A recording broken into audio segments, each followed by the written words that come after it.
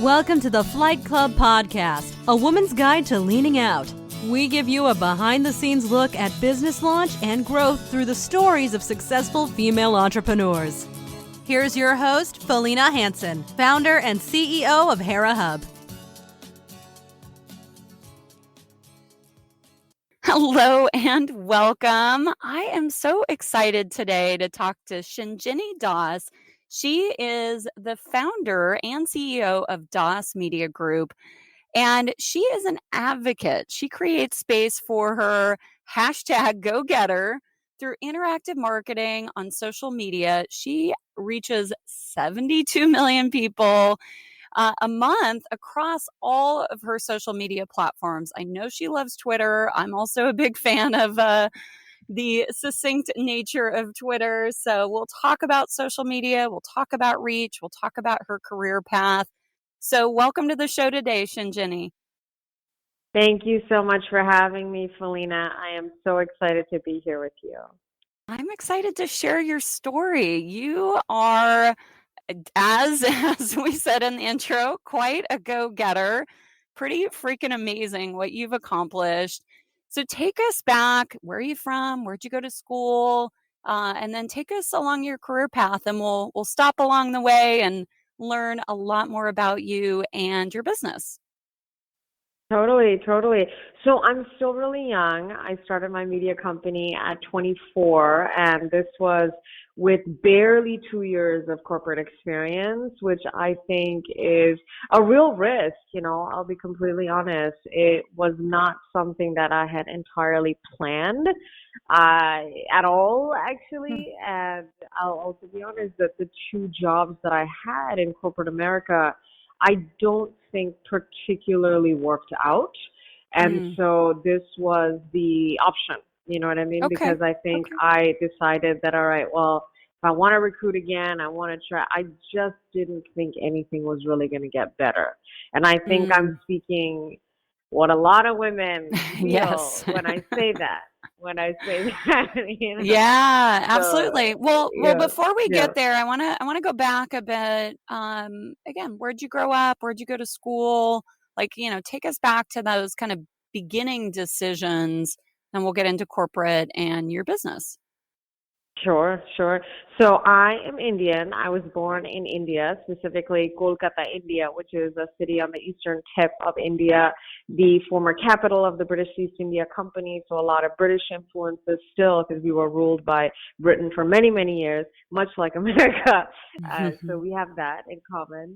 Moved to Malaysia at age 5 with my family. So definitely Asia is my foundation. And I talk about this in interviews. Inc. magazine profiled me, and that was a big thing, is like growing up in Asia, what were your influences? And I'm very proud of that, because my foundations are completely Asian, which I think is helpful, right? Because the world is diverse and we're sort of this global paradise now. So Malaysia from 5 to 9, and then I moved to America with my family at about 9.5, specifically to New Jersey. So that was our introduction into American soil. That must have been a shock. Yeah, it's very different, and I think everything, not just the terrain or the geography, but just the culture. I think especially when you start living somewhere else, you realize that America literally operates on its own paradigm, and that is not easy to get used to. And especially you're 9.5, you're 10, you're sort of this, almost this human being. You're not this baby anymore. So I think that was really difficult. Yeah, absolutely. Wow. Yeah, that's a big shift. But you obviously adapted well. Talk about, let's jump ahead a little bit. You graduate from high school, and you decide to go to Georgia Tech. What was that decision like? What did you study? Why did you go there?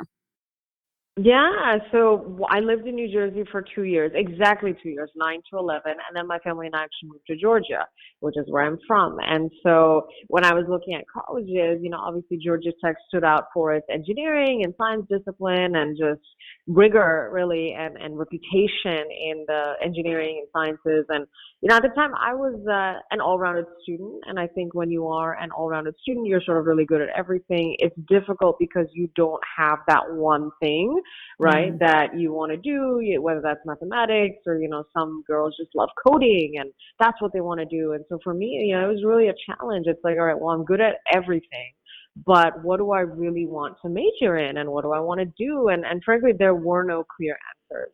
And Mm. so what actually my dad told me, he said, well, if you're good at everything, you might as well do engineering, because you're going to work really hard in whatever major. And being this engineer, it's a lifelong, qualification. It's great analytics, great background. And oh my gosh, Georgia Tech is literally in our backyard. And I'm not even kidding when I say that. I mean, we are door to door, 45 minutes away, which is a real privilege, Yeah. the Yeah. more I think about it. And so I applied there and I actually got a full ride merit scholarship. So that for Wow. me was the deal. The minute that came Yeah. through, I actually said I'm done. Although I had obviously other applications out, I said this is it. Because even then, I have a lot of respect for merit. And it's like, well, if they're gonna pay, they want me there. That's where I'm gonna go. I'm not Yeah. gonna try to knock up doors where the feeling is not mutual.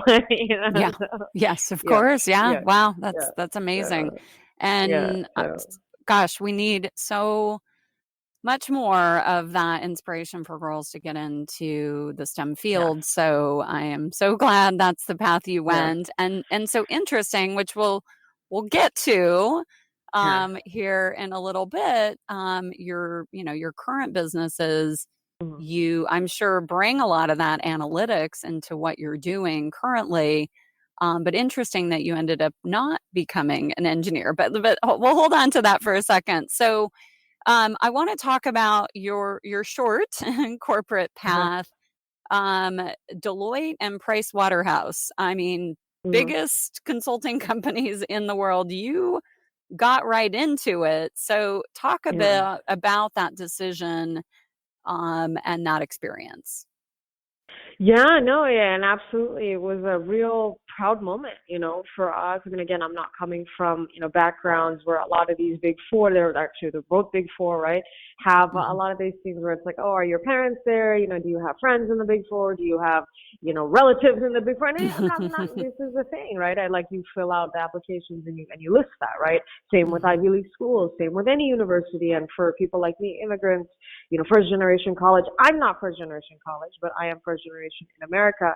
It's Hmm. really hard. So at Yeah. every stage, I was very aware that I gotta make it on my own. I don't really have connections or help or anything like that. So yeah, I mean, really, really big deal. In fact, at 20, I got my first Deloitte internship, which was a huge moment, Selena, Mm. because they selected Yeah. two sophomores my year from Georgia Tech, and it was me. There was this other woman who, went on to Harvard Business School, and just really, really amazing women, really Wow. amazing women. So I got that, and I thought, oh my God, this is amazing. I'm done. I'm going to be here. And then junior year at 21, I interned at PricewaterhouseCoopers. Again, really Mhm. great opportunity. Both were in technology consulting, which I was Mhm. also, proud of because it really uses your verbal skills, analytical skills, communication skills. It's everything, it's client service, but you're also day to day dealing with software implementation, ERP, and just a lot of communication. And even then, I learned that technical skills aren't everything if you're not able to communicate those Mm. results and those just ROI to people, and so I Yeah. think that was a good training ground for me. I'm not going to say that I was just a stellar, yeah, everything was stellar. No, I mean, I think, there were things that I learned and I grew. But again, 2021, really young, really raw.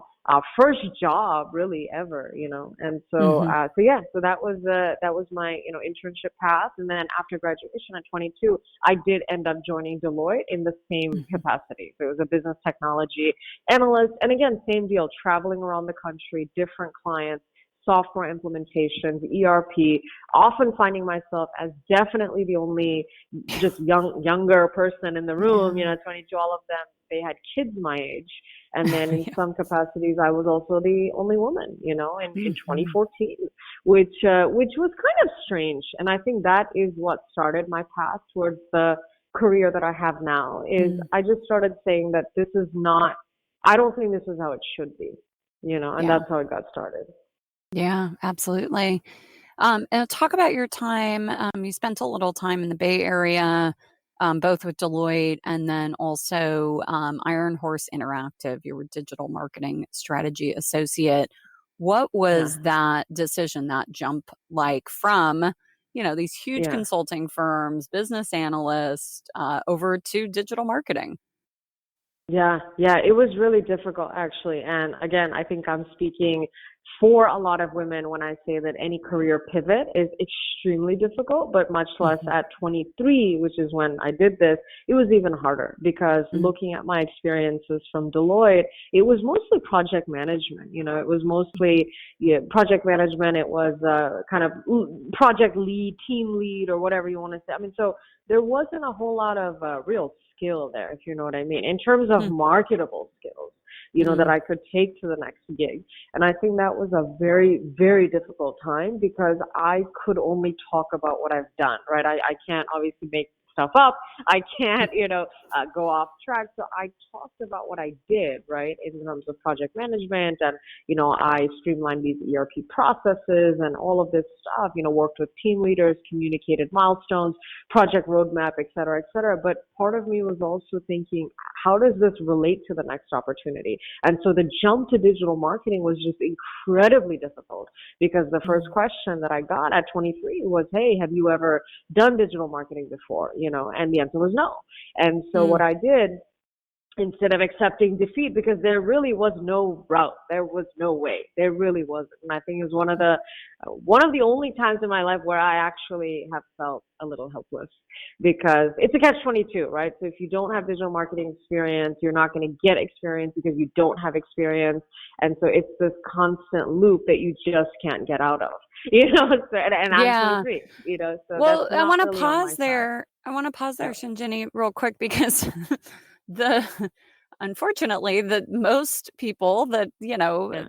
I guess, X, Generation X, baby boomers, the generations before just make this assumption that Sure. everybody in their 20s knows everything about social media, which Right. they may somewhat as a user, but obviously the Yes. back end and the strategy and the Yeah. analytics is a whole nother world, right? Yeah, yeah, exactly. And you nailed it actually, Selena. You nailed it. It is not that easy to get a job as a digital marketing strategy associate as it Mhm. is to just say that, wow, I have a blog on Instagram. It's a little bit different. I mean, that helps. That helps. And actually in my case, what I did was I actually used that experience to get the job in digital marketing, because by the time I had just started my Twitter account, as you mentioned at the beginning of this interview, and I was actually growing my followers. And so I Mhm. pitched that, and I said that, hey, I know that it's just a Twitter account, right? But what I pitched was exactly what you said. I pitched the growth. So I Yeah. said that it grew, whatever, at the time, 30%, month on month or whatever it was. And I did this organically. And, I talked about audience segmentation. I talked about strategy. I really talked about the strategy. And between you and me, completely unpaid. I did it on the weekends. I did it at night. I didn't have any paid experience, so Mhm. obviously I'm not going to talk about that, but I refused to give up. And I'll also say this, Deloitte was a very high starting salary. I mean, it was almost Mhm. 80,000. And so when I was looking at other digital marketing jobs, I'm not even kidding with you, they were offering me like 50, and just in the media, because at that time I was looking to jump into media, digital strategy. I looked at many big companies, and some smaller ones, and content Mhm. related jobs, all 50,000. And I Yeah. said, this is ridiculous. Like, there's no way that I'm going to go down $30,000 at 23. It Mhm. just doesn't make sense, And so this one offer that came through digital marketing, not only was it a raise from what I got at Deloitte, but it was exactly the position that I wanted. It didn't Mm. work out, right? I will say that. Mm. It didn't Okay. work out. But what I'm so proud of was that I actually got the offer and I didn't accept a decrease. And so, when people say, oh, you want to do your passion, it's okay to take a pay cut. I actually got my passion and I got a raise. So That's I'm great. still to this day one of my proudest moments because at 23, 24, not only negotiating, but going into a completely new territory and pitching unpaid experience, like it was, I'm still so proud of that because so many of my friends, they struggle with that. They are scared to do that. So Hmm. when I was looking for help or advice, I mean, I really didn't get it. Yeah. Yeah. So Well, congratulations. That's amazing. yeah, yeah, So and so you were there for a bit, and it looks yeah, like you parlayed that into going back into the college setting and speaking. Talk a little yeah. bit about that. Yeah, yeah, yeah. No, you got it, and I love that you're following the trajectory. I think this is one of the only times that someone has actually done that. Thank you, because I've actually put a lot of thought into each step. While it may Yeah, look I a can little tell. random, No, I it's can tell. actually yeah. It does make sense. There's a method. There's a method. So Yeah. exactly. So well, like you said, I had this job again. It was 80,000 and in the Bay Area, and just me, right? I was living at home, so was saving a lot, was saving a lot. And I thought, you know what? I have this little security blanket for now, right? For now. Why don't I still figure out this next step on my ultimate, goal, which was, even at the time to become a professional speaker because I had Mm. competitive public speaking experience from high school. And in college, I was a commencement speaker at Georgia Tech. Again, really, really unique thing. At the time, very Caucasian heavy school, very male dominated school. So for me to be a woman of color, to be, a female, I mean, it was just really revolutionary. 2014, commencement speaker. And then I thought, you know what? I really want to become pro. I think I'm good enough to be pro. Because those were the questions, that I really had to Mhm. answer for myself is, am I even good enough to be pro? I think we all have to come to that, right? Okay, you want to be a skateboarder, but are you really good enough? You want to be a pro Yeah. basketball player. Are you really good enough? So for me, I had to answer that. And the answer was yes. I mean, I had watched enough speeches. I had seen enough quote unquote famous orators. And I knew that even at my age at the time, 20, 21, 15, because I started speaking at about 15, I said, I've been dominating for a long time. So I know I'm good, but now it was a matter of how do I get paid? Because that was a real struggle at 24. At the time I was 24, very young. So that's Mhm. when I was like, well, what would I talk about to corporate? I have no idea. I'm not even qualified for that, right? What would I talk about with, I mean, kids? What is my message? And so did some research. Again, friends were of not real help, to be honest, because again, this is a completely new path for them. So no Yeah. one really had any information for me or any help. So I did some research, and Google became my friend, as it is for so many women, you know. And I found out that the agency is sort of this great route to getting started, at least to get off the ground. Mhm. Maybe not long term. And I said, you know what, that's cool. And I did my research, and then I realized that there was college speaking agencies that only specialized in college markets. And then Mm. I did my sort of C plus two, and I said, I'm 24. I have a lot of authority on this audience. I mean, they're looking at Yeah. me. They're thinking, oh my gosh, you're just a couple of years out. You got a full ride to Georgia Tech. I mean, I looked at the boxes and I thought, you know what? I actually check all of them. And then Yeah. I looked at their roster and they didn't have a lot of young speakers. Like it was like Mm. 50 plus and 40 Mm. plus. And I thought, this is a good opportunity, to have some fresh Mm. energy, not a whole lot of brown faces. As I said, I Mhm. can speak Mhm. to the, Mhm. people of color and in college campuses, which are growing at such a high rate. And so I submitted my application. Very, very competitive process. They select 10 new speakers a year. Very small demographic. I mean, they have like 50 total on their site. But I got in, and that was a huge moment because this was this. I mean, I became pro at 24, which is like a thing, right? I mean, athletes have Yeah. that. Models Yeah. have that. And so that was my thing. And so yeah, first gig, which I was looking at the other day, it was a guest lecture series. So I went from like nothing, maybe two speeches outside of college to adults. Because by the time I was only speaking to, my college, my kids, everybody there. Two speeches recorded on YouTube, and then the next speech was a paid speech, University of Indianapolis, $2,500 from zero. I went from zero to Yeah. 2,500. And it was a guest lecture series, and that's how I became a pro speaker. Which again, proud moment. Zero help. Really, I mean, I'm not trying to be. I'm not trying to be resentful. I'm not. not at all. I don't have any angst, but these are also facts that anytime I picked up the phone, I didn't get a single answer. So I Yeah. empathize with all the women who feel lost, alone, because I was lost and alone. And then I made, digital media and Google my friend. And then I Yeah. realized that my daddy is stronger than anyone's, because Google is very powerful and it is stronger than anybody's, connection. Because I dealt with that a lot. It's like, well, my dad knows, the CEO of this thing, and he'll Yeah. connect us. And Yeah. that's when I was Yeah. like, well, it's easy to feel like everything sucks, but then I made Google and digital media my friend, and then I realized that this is actually a lot more powerful than human beings.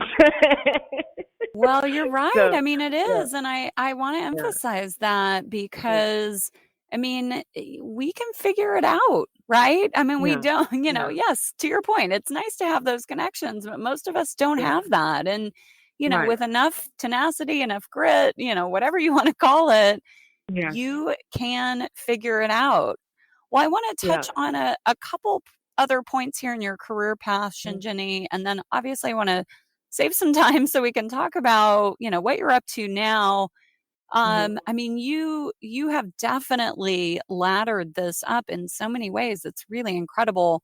So, for quite some time, you were a paid contributor for the Huffington Post. I mhm, mean, I really want to invite our listeners to really study your not only LinkedIn profile, but all of your social channels. I mean, you are a master.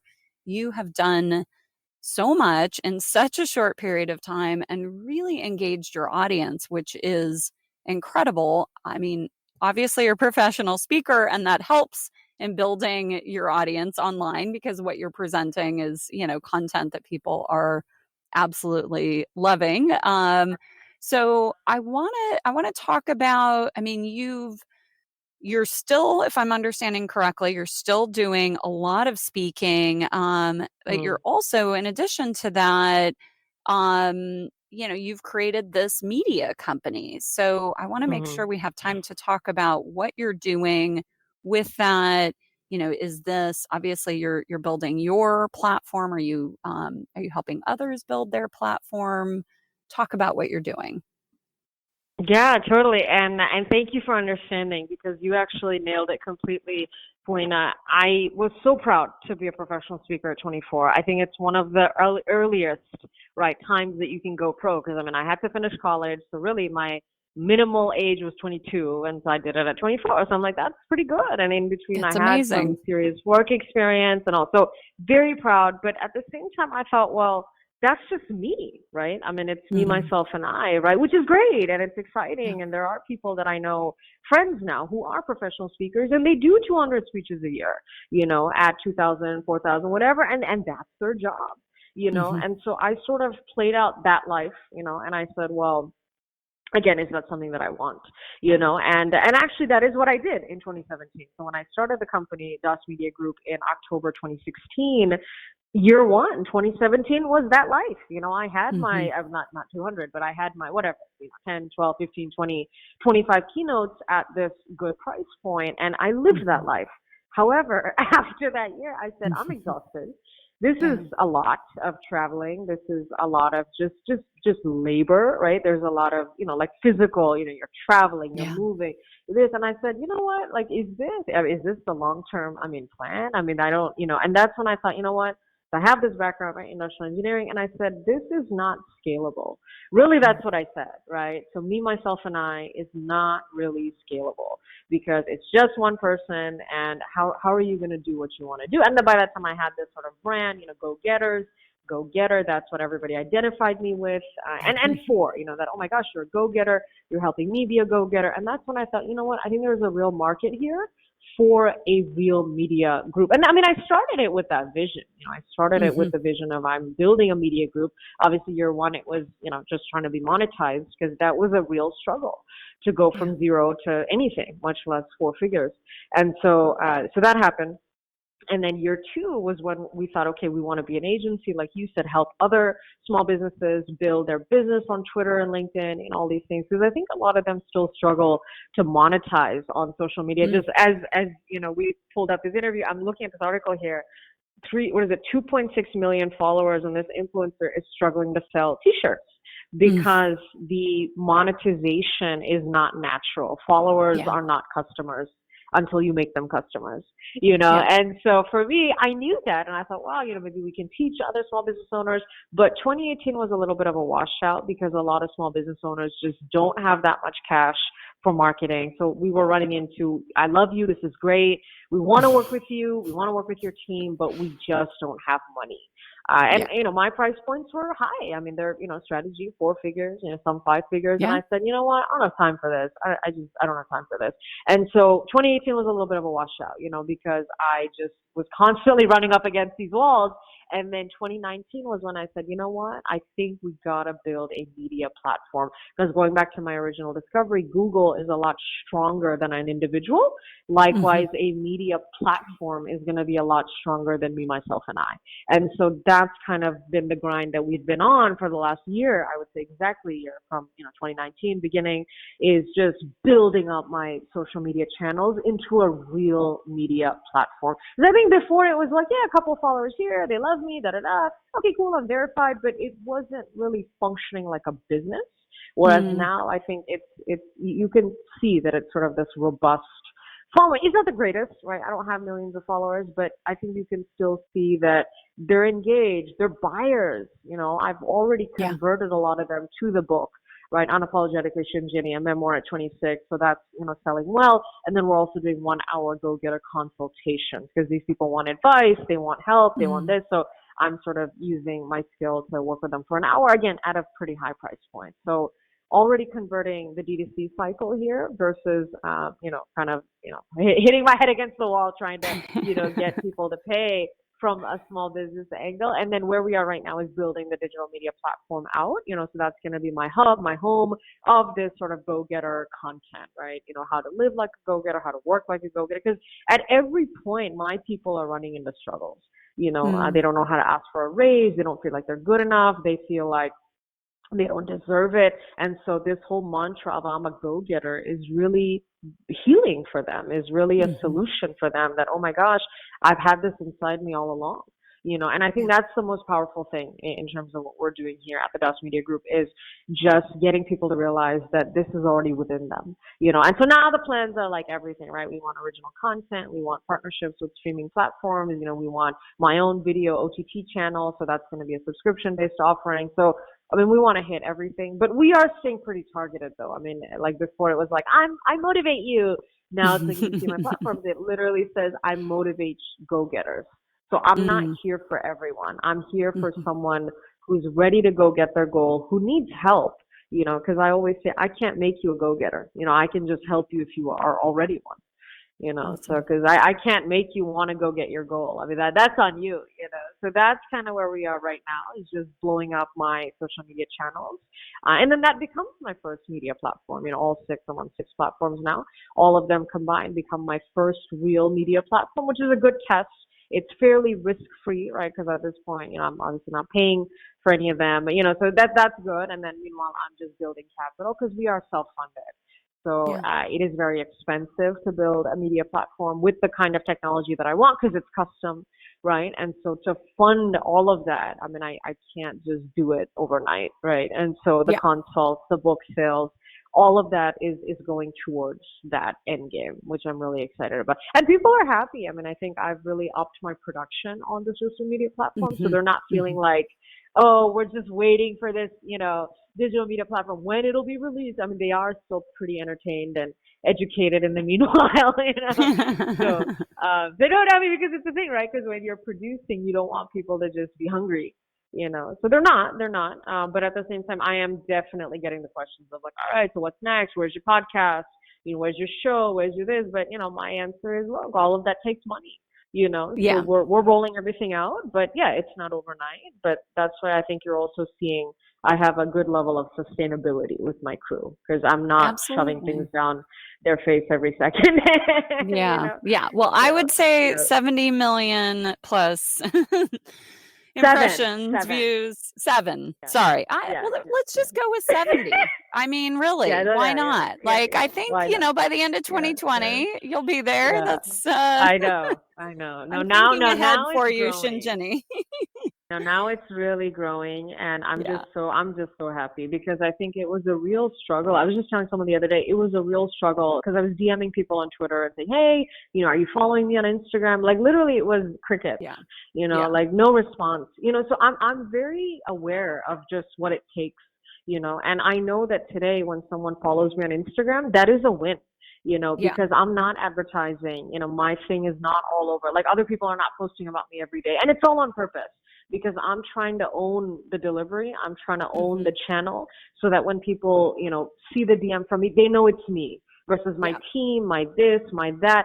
So we have this really personal connection. I mean, my go-getters tell me about everything. These people are sending me their employment letters. Hey, I got a job. Hey, I'm getting married. Like I'm literally a part of their life. That's so cool. So I think it's beautiful, and I'm very respectful of the time that it takes to create something like this. So I'm not rushing it. I love it. I love it. Well, Shinjini, if our listeners want to be a go-getter, if they want to join your tribe, what is the best way for them to get in touch with you? I know you've got many channels, but point them to one, your favorite. Yeah, Twitter. Twitter is my favorite, and I think it's timely, Felina, now with elections and politics and all the things going on. I mean, Twitter is really the hub. It's really the talking place. It's the town square. I think I saw that the other day. I said, I love it. I said, it is. It really is. It's America's town square. So yes, please follow me at Speaker Shinjini. That's SPEAKER SHINJINI. And it's the same handle across all platforms, LinkedIn, Instagram, Snapchat, YouTube, TikTok. TikTok. Not yet on TikTok. Not yet on TikTok. I know. It's coming. Girl, you're missing the boat. No, I'm just kidding. I know. Well, because I have a lot of tweens actually who really love me, my message, everything. So it's so cute because they'll come up to me and they'll say, "Hey, my mom, doesn't allow me to be on Instagram, but the minute you join TikTok, I'll be there." And it's the cutest thing. Yeah, it's the cutest thing. So yeah, like some girls they're like, "Let me explain to you the ROI of joining TikTok." And I'm like, "Oh my God. I'm creating monsters here." Yes, absolutely. Well, Shinjini, thank you so much for your time. I've really enjoyed our conversation. Thank you so much, Felina. You are an inspiration to me, and it's been so fun doing these podcasts with women who inspire me, because all of you are self-made and ground up, and looking at you, I feel motivated to keep going, and I mean that. So thank you. Oh, thank you so much. Thank you for joining this week's episode of Flight Club, sponsored by Hera Hub. We look forward to sharing more success stories with you soon.